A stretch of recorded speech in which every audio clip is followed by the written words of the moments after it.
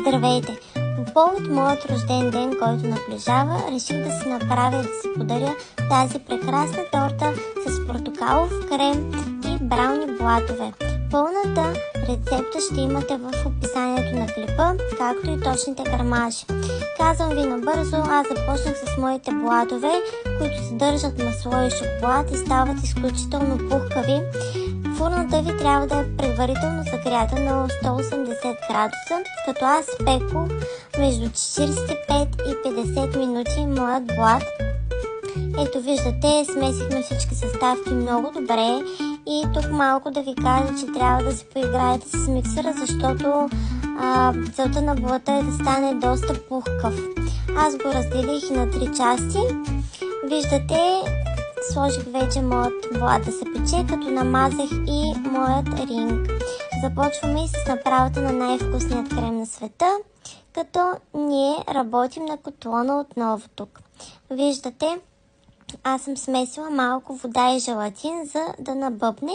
Моят крем започва след малко да кипи. Когато настъпи този момент, аз смахам моят крем и добавям масло и вече набъбналият ни желатин. След това оставям крема в хладилника. Виждате след няколко часа колко гъст е той, като започвам да го бъркам с миксер. Добавям и маскарпоне и започваме да сглобяваме нашата торта. Моят блат съм го разделила на 3 части. Започвам и да попивам. Ето така, виждате, блата ми е перфектен. Започваме да сглобяваме, като аз използвам и мляко за напояване на моята торта. Започваме да си размазваме. Ето виждате и вече готовият ни вариант. След няколко часа тортата вече е стегната и започваме с направата на нашата заливка, която се състои от шоколад и сметана. Ето виждате, аз започвам да зафилвам моята торта, като си помагам с шпатула. След това започвам с пош да слагам и шоколада, тъй наречената ни заливка.